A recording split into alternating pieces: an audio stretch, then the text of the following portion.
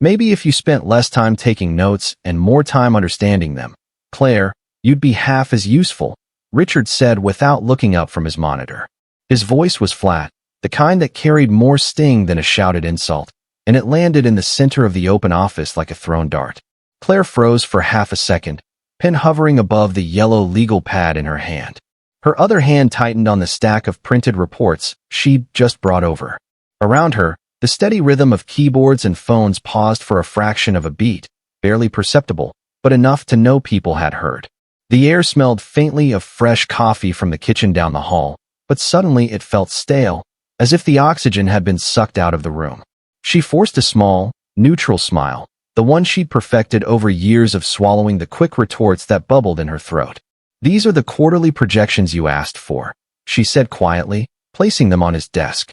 Richard leaned back in his chair, his suit jacket pulling at the seams of his broad shoulders. His eyes skimmed the first page before he let out a soft, humorless chuckle. "In German?" he asked, holding the paper between two fingers as if it might stain them. The comment drew an uneasy shift from one of the junior analysts a few desks away. Claire could feel their curiosity, the way people in offices did when something awkward was happening, but they didn't dare look directly. "It's a translation," Claire replied evenly, her voice calm despite the heat rising in her chest. "You mentioned the Berlin investors meeting next week.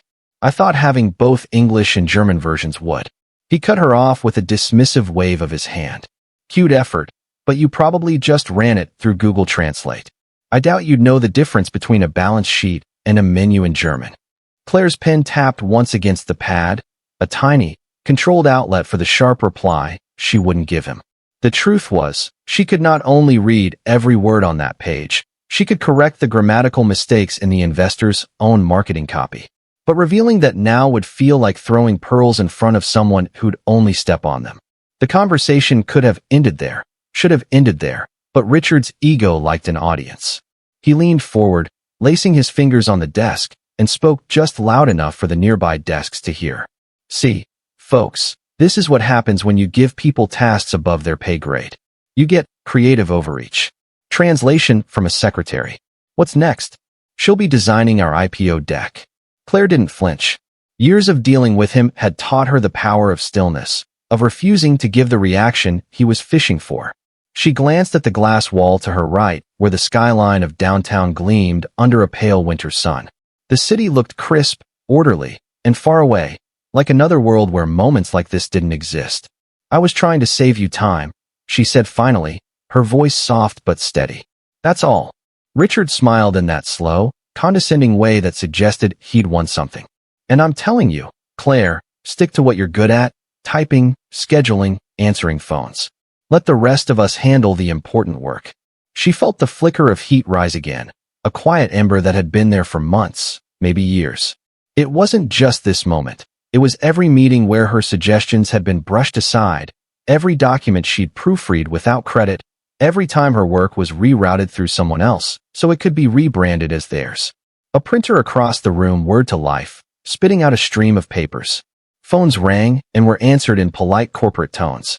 The background noise of productivity swelled back to normal, but Claire's world remained in the narrow bubble of his smirk and the thud of her own heartbeat. He picked up the German translation again, scanning it like someone skimming a novelty menu. "You know, this part here, what even is this?" he asked, pointing to a paragraph halfway down. "Looks like gibberish to me." "Claire, if you're going to pretend to be multilingual, at least pick a language with shorter words." The chuckles from two desks over were quieter than he might have hoped for, but they were there. She caught the glance of Kelly from accounting, brief, apologetic, quickly looking away. No one would intervene. No one ever did. Claire set her pen down on his desk deliberately. "If you'd like, I can walk you through that section line by line," she said. "Or we can wait until you're in front of the Berlin group next week and they ask you to explain it themselves." His expression twitched, just slightly, but enough for her to notice. Richard was not used to being challenged, especially not by her. "You think you're clever," he said slowly, leaning back. "But you forget your place here." "My place," she repeated quietly, almost tasting the words. He gestured around the office with a sweeping motion, as if pointing to the empire he ruled. "Yes, you're an assistant. You assist. Don't get the wrong idea about your role, just because you can order a coffee in German. There it was again, the casual arrogance, the kind that didn't just underestimate her, but actively worked to keep her underestimated. I see, she murmured, gathering the rest of her notes from his desk. She didn't break eye contact, though. That ember inside her glowed a little warmer. He smirked again, satisfied with her quiet retreat. Good. Now go put those projections on the shared drive in English. We'll pretend this little translation detour didn't happen. Claire nodded once, but didn't turn right away. And what about the call from Munich this afternoon? Should I forward that to you directly, or handle it myself? She asked, letting the question hang in the air just a little longer than necessary. Richard hesitated, probably wondering if she was baiting him. Forward it to me. I'll manage it, he said. She offered a polite, professional smile, one that didn't reach her eyes, and turned toward her desk. The faint click of her heels on the polished floor sounded louder than usual to her ears, like a steady metronome marking the seconds until something inside her finally snapped. At her desk, she placed the legal pad beside her keyboard and opened the project files. Across the room, Richard's voice resumed in its usual self-assured rhythm, chatting with one of the senior partners who had just stepped in. But her attention stayed fixed on the small, framed photo tucked discreetly behind her monitor, a snapshot of her father, smiling at a park picnic years ago. He'd been the one to teach her that you could know everything about someone by how they treated the people they thought they didn't need. She thought of his words now, and of the weight they carried. Her inbox pinged. A forwarded email from Richard marked urgent. Munich call notes. Claire clicked it open, reading through his clumsy attempt at a meeting agenda for the German partners. Half the phrases were direct lifts from English, painfully awkward when translated. If he tried to present this without fixing it, the Berlin meeting would be a disaster before it even began. She reached for her keyboard, the faintest smile tugging at her lips, not the polite, practiced kind, but one she hadn't felt in a while. She started making corrections, not for him, but for herself. Each keystroke felt like reclaiming a little piece of her dignity. The hum of the office washed over her again. Papers shuffled. Coffee cups clinked. Somewhere, Richard's laughter floated through the glass partition. Claire kept her eyes on the screen, letting her hands fly across the keys, changing words, fixing structure, smoothing meaning. It was work she could have done blindfolded. She was halfway through reworking the agenda when she sensed someone stop at the edge of her desk. Looking up, she found Richard there again, holding the same translated report she'd given him earlier. I just spoke to Paul, he said. He tells me you've been dabbling in our investor relations material. That's not your lane, Claire. Her fingers rested on the keyboard. You asked me for the projections, she said evenly. Yes, the projections. Not this, he tapped the paper, side project. You see, in business, credibility matters. When you try to do things you're not qualified for, it reflects poorly on the entire team. She tilted her head slightly, studying him. Qualified, she repeated, as if testing the taste of the word. Yes, he said, leaning in just enough to make it personal. And you, Claire, are qualified to assist. So let's keep it that way. The room seemed to narrow again, the sound dimming under the weight of his tone. She held his gaze, steady, unblinking, feeling the hum of that ember deep in her chest. And then, very calmly, she said. And then, very calmly, she said. Qualified is an interesting word, Richard. Her voice was soft, but it had an edge to it now, like glass under a thin layer of velvet. Because the last time I checked, being qualified isn't about a job title. It's about the ability to get results. Richard's jaw tightened for a moment, but he quickly masked it with that familiar smirk. Results come from experience. From authority.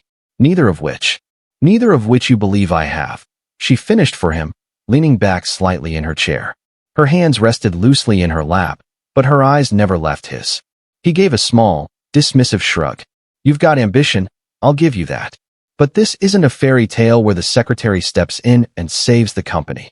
The ember in her chest glowed hotter now. Then maybe you should stop writing it off as a fairy tale until you see what I can do.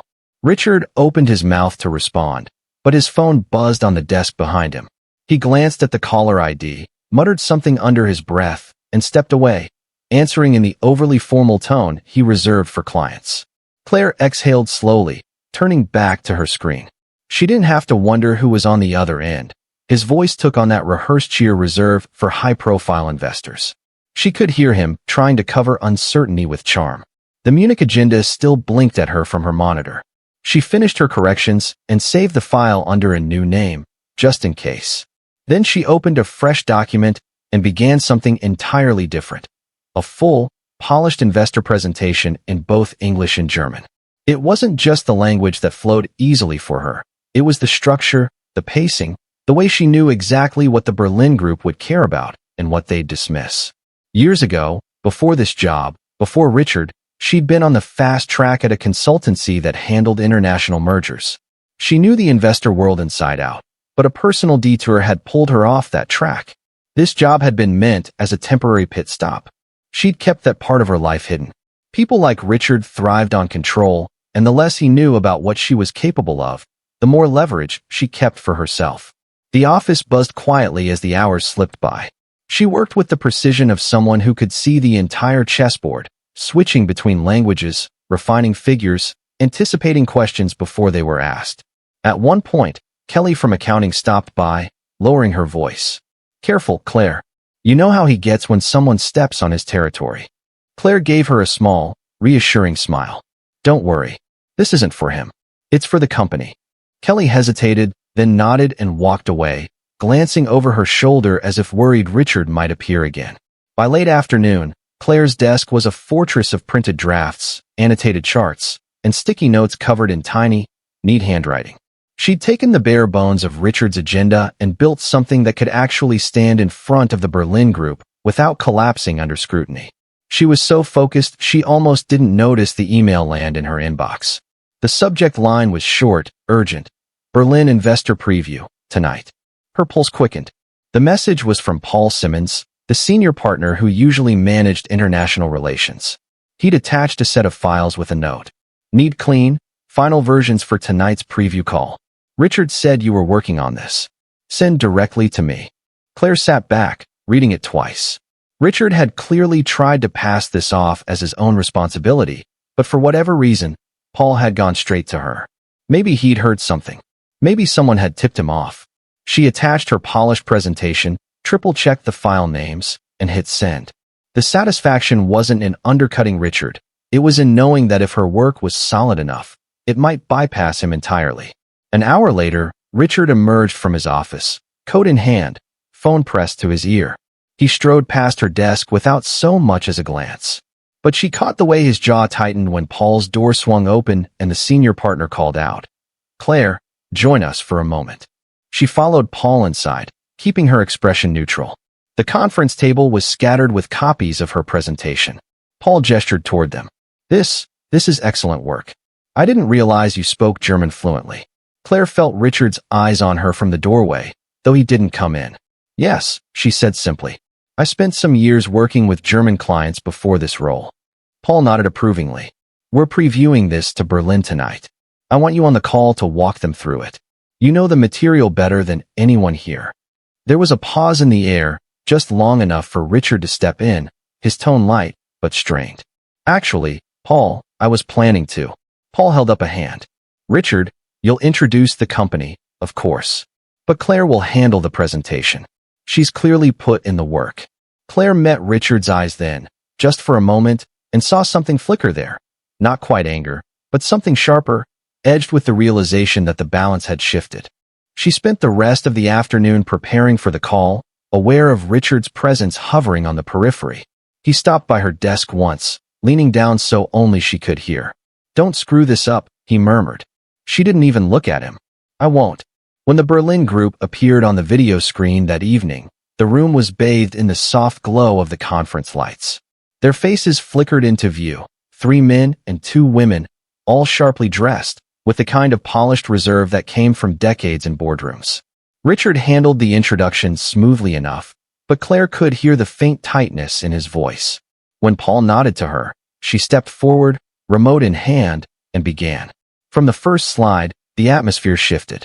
She spoke in clear, precise German, the kind that carried both warmth and authority. She navigated complex financial terms effortlessly, weaving them into a narrative that made the numbers come alive. The investors leaned in, asking pointed questions, and she answered without hesitation, sometimes in English, sometimes switching seamlessly back to German. Halfway through, one of the Berlin partners, a woman named Sabine, smiled faintly and said something rapid in German that made the others chuckle. Claire responded in kind, and the chuckle turned into genuine laughter. Paul caught her eye, clearly pleased. Richard sat stiffly, hands clasped on the table, his expression unreadable. By the end of the call, Sabine was nodding. "This is exactly the clarity we needed," she said in English. "I must say, it's rare to meet someone who can bridge the language and the business case so well." Claire thanked her politely, closing the presentation with a final slide that linked the numbers back to the Berlin group's own stated goals. When the call ended, Paul leaned back in his chair, smiling. "That went better than I hoped. Claire, I want you in the Berlin meeting next week, in person. It's clear they trust you." For a moment, she simply nodded, processing the shift that had just happened. Then she said, "I'd be happy to." As everyone began packing up, Richard lingered. His tone was quieter now, almost grudging. "You're full of surprises, Claire." She slipped her notes into her folder. "You have no idea," she said, not as a challenge, but as a simple truth. And for the first time since she'd started working here, she felt that ember inside her catch fire. The week moved fast. The Berlin meeting was set for Friday, and every day leading up to it seemed to sharpen the air in the office. Paul had made it clear. Claire would lead the main presentation, and Richard's role would be supportive. That dynamic alone had stirred a quiet ripple through the staff. People didn't say much, but she caught the glances, some curious, some supportive, some calculating. She kept her focus on the work. Every slide was refined, every chart rechecked against the latest numbers. She coordinated with the Berlin office directly, smoothing over language gaps and rewording key points so that they landed perfectly on both sides of the Atlantic. Each night she stayed late, the office quiet except for the hum of the HVAC and the soft click of her keyboard. By Thursday, Paul stopped by her desk as she was packing up. "Claire, I want you to know, this is more than just a good job. The Berlin team, they see you as a serious asset now. And so do I." She gave him a small, genuine smile. "Thank you, Paul. That means a lot." When Friday came, she boarded the flight to Berlin with Paul and Richard. The trip was smooth, but Richard's silence was noticeable. On the drive from the airport to the meeting, he sat in the front seat beside the driver, staring out at the winter-gray streets as if they held the answers to questions he hadn't yet asked. The meeting room in Berlin was as sleek and immaculate as she'd expected, floor-to-ceiling windows looking out over the city, a long black table gleaming under recessed lighting. The Berlin partners greeted them warmly, but their focus landed quickly on Claire. Sabine, the partner who had spoken with her most during the call, stepped forward and clasped her hands. "It's a pleasure to meet you in person," Sabine said, her German lilting with genuine warmth. "We've been looking forward to this." Claire felt Richard shift slightly beside her, but she kept her attention on Sabine. "The pleasure is mine. I'm glad we can continue the conversation in person." When the meeting began, Claire took her place at the head of the table, not beside Richard, not behind Paul, but directly in front of the Berlin group. She opened with a few remarks in German, welcoming them and acknowledging the cultural importance of the moment. She noticed the subtle nods, the way their posture softened, small signs that she'd bridged a gap before the first slide even appeared. The presentation moved smoothly, each section flowing into the next. She didn't just recite numbers. She told a story about the partnership, weaving in references to their past successes and linking them to the shared vision ahead. When questions came, she answered in whichever language they were asked, never missing a beat. By the end, there was no polite clapping, no forced praise. There was genuine enthusiasm, partners leaning forward, exchanging glances, talking over one another in German about next steps. Paul leaned toward her during a pause in the discussion. "You've just secured this deal," he said quietly, almost in disbelief. When the meeting closed, Sabine stood and addressed the room. "Before we wrap, I want to say something. It's rare to see such understanding, not just of the language, but of our way of doing business. Claire, you've shown both. You've made this partnership possible." The Berlin group nodded in agreement, a few even offering small applause. Claire felt a flush rise to her cheeks, but she kept her composure, simply thanking them. On the flight home, Paul was animated, already discussing timelines and follow-up meetings. Richard remained quiet until they landed. As they stepped out of the terminal into the crisp night air, he finally spoke. "You were impressive," he said, the words slow, as if they cost him something to release. "I didn't see that coming." She met his gaze for a moment, her expression calm. "You never asked." He gave a faint, humorless smile. "Fair enough." Back in the office on Monday, Paul called an impromptu meeting in the open area. The staff gathered, murmuring, unsure what was about to happen. "I want everyone to know," Paul began, "that last week's Berlin meeting was a success, largely because of one person. Claire didn't just prepare the material. She led the presentation and earned the trust of the Berlin team. Without her, this deal would still be hanging in limbo." The room erupted in applause, genuine and warm. Claire stood a little straighter, feeling the weight of the moment, not as a surprise victory, but as the recognition of something she'd always known she was capable of. When the meeting dispersed, Kelly from accounting passed by with a grin. "Guess you're not just qualified to assist anymore." Claire smiled back, the ember inside her now a steady, confident flame. "No," she said. "Not anymore.